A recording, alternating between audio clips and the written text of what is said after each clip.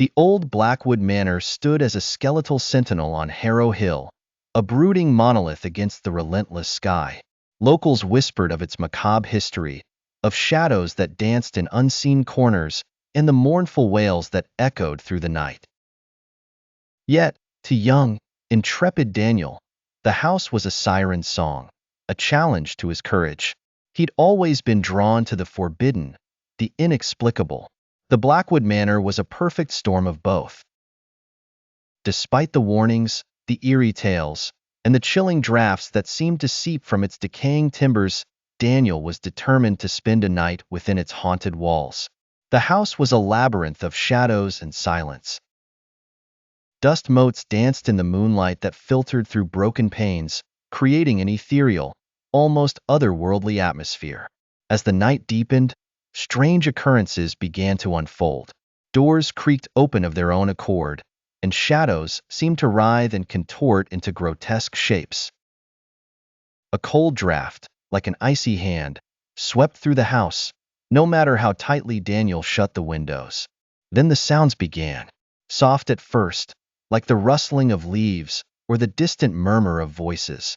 But as the night wore on, they grew louder, more insistent. It was a cacophony of whispers, moans, and laughter, a chilling symphony of the damned. Daniel's heart pounded in his chest as he moved through the house, a flashlight his only companion in the growing darkness. He found himself in a grand, decaying ballroom. Moonlight illuminated a vast, empty space, save for a single rocking chair that seemed to sway gently in the non-existent breeze.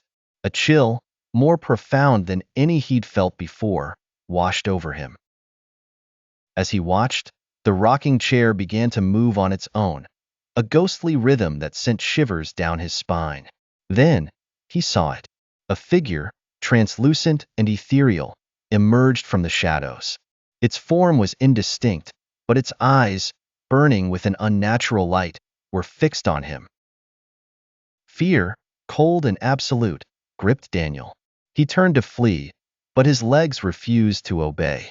As he stood paralyzed, the figure began to move towards him, its silent approach a growing crescendo of terror. Just as it was about to reach him, a blinding light filled the room. The figure vanished, and when Daniel opened his eyes, the ballroom was empty, the rocking chair still, and the house was silent. With a trembling hand, Daniel turned to leave. As he reached the front door, a final, chilling sound echoed through the house, a child's laughter, pure and innocent, yet filled with an underlying malice. Outside, the morning sun was beginning to paint the sky with hues of pink and gold.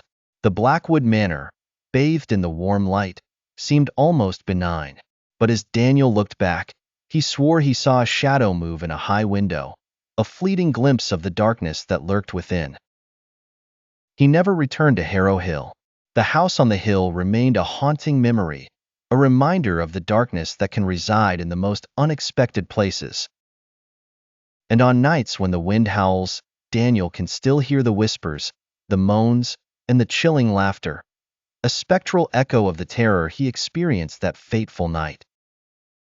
Daniel's escape from the Blackwood Manor was only the beginning of his torment.